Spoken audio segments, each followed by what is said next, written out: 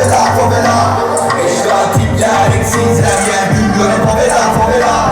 Abici bekler abici tayfa istiyoruz kovala kovala. Arada bir uğra gençler burada favela favela. Gün gören favela favela.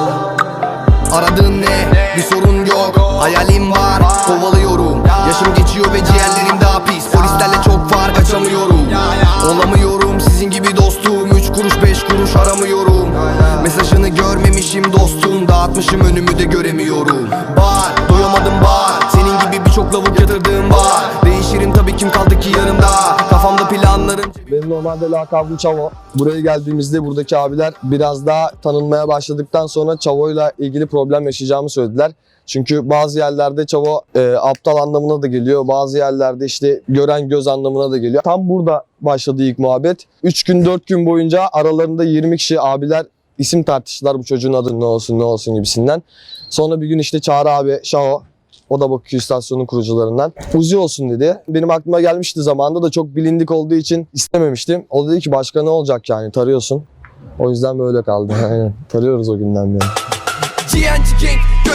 30 Ağustos 98 Beyoğlu doğumluyum. 4 yaşında Güngören'e geldim. Bu yaşıma kadar da geçen seneye kadar da Güngören'de büyüdüm.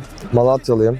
Annemle babam rock barda tanışmış. Metal müzik dinliyorlardı. O yüzden evde rap yapmam veya rap dinlemem onlar için çok aykırı değildi. Çünkü zaten rock müzik de metal de ülkemizde aykırı görülüyor. Çok küçük yaşta yazmaya başladım bir şeyler. Onlara da gösterdim. Çok önem vermediler bu duruma. Rapçi olacağımı düşünmediler. Ben aynı zamanda karikatür çiziyordum. Oraya yöneleceğimi düşünüyorlardı. Büyüdükçe, ciddiyetimi kavradıkça destek olmaya başladılar.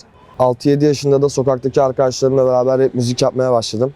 Arabesk dinliyorduk, rap müzik dinliyorduk. Yani hepimiz zaten böyle büyüdük. Şimdi bazılarıyla hala arkadaşız, bazılarıyla beraber müzik yapıyoruz. Onun dışında yalnız kovalıyorum ona tek.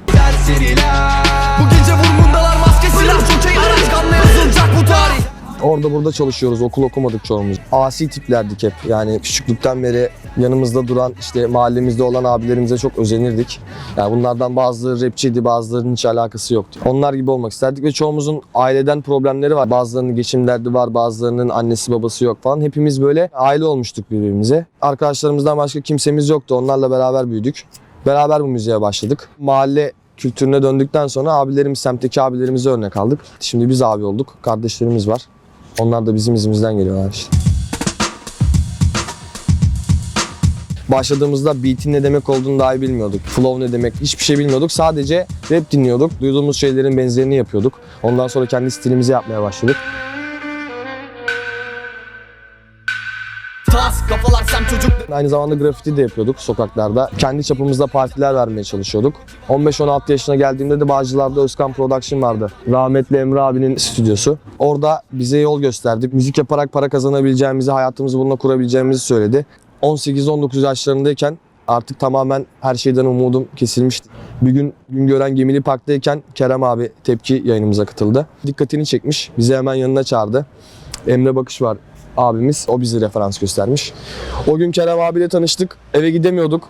Durumumuz çok fazla yoktu. Kerem abide kaldık. O günden beri bu işe biraz daha asıldık. O gün MOB'den bahsetti bize. Hayallerimize yani tekrar tutunduk orada. Şimdi oranın peşinden devam ediyoruz. Her sabah bir ölü video. Kurşunlar saçılır video. Ölüme yakınız trafikteyiz. Memurla aramız limoni cano. Boom bap beatlerin üzerine şarkı yapıyordum. Her gün 3 kayıt 4 kayıt yapıyordum. Arabesk soundlar da vardı işin içinde ama şimdi onun yanlış olduğunu düşünüyorum. Şimdi tamamen ağır trap'e doğru yöneliyoruz. Bu devran kurtulacak bütün çocuklar. Ölmeyecek sokak başında. Sanırım anladın bizi. GNG narkotik murder ve Uzi. MOB'nin öncesinde çok fazla oturaklı bir iş yoktu. 2016'da Acil diye bir şarkı yaptım. İlk profesyonel, yarı profesyonel klibim oydu. 2017'de Bakırköy'de yine istasyonda bir klip çektik Sem Çocukları diye. Sonra MOB oldu. MOB olduktan sonra bütün işlerimiz daha hızlı ilerledi. MOB'de olmak benim için çok havalı çünkü yapmak istediğimiz şeyi bir tek biz yapıyorduk. Piyasada ne label vardı ne de işte bunlarla ilgilenen, bunlardan bahseden rapçi yoktu bize yakın. MOB özgür ve yenilikçi. Onun dışında biz içeride aile gibiyiz. Bizim aramızda patron, sanatçı ilişkisi hiç olmadı. Hep abi kardeş o şekilde yürüttük işlerimizi. Asıl yakında ünleneceğiz. Genç olan dökülecek, bütün caddelerde olacak, basına hükmedeceğiz. Hepsinin cebine ineceğiz kardeşim, sakin ol, hepsine yol vereceğiz. Başım belada, başım belada. Seçimlerin sürükler seni bu kuyuya. Telefon çalar. Favela'yı ilk başta Brezilya'da çekecektik. Vize işlemleriyle onunla bununla uğraşırken Küba biraz daha mantıklı geldi. Tek gün içerisinde vize alabiliyorduk. 2019'da da Küba'ya gittim Favela'nın klibini çekmeye. 4 gün kaldık orada. Döndüm. Şimdi yeni şarkı yapıyorum işte. Evet.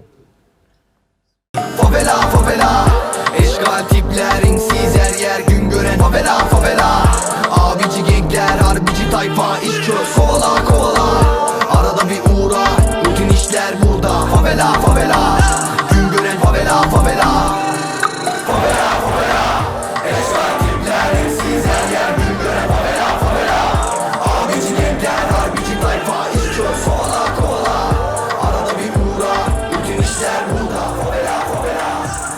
Bizim gibileri hep yapamaz gözüyle bakıyorlar işte. Gideceği yer belli. Ya mezara gidecek ya cezaevine gidecek. Bunların ülkeye yararı ne olabilir? Biz ne kadar yaradığımızı göstermeye çalışıyoruz. Amacımız bu. Ve duyuruyoruz da ismimizi. Kendimizi de kabullendirdik.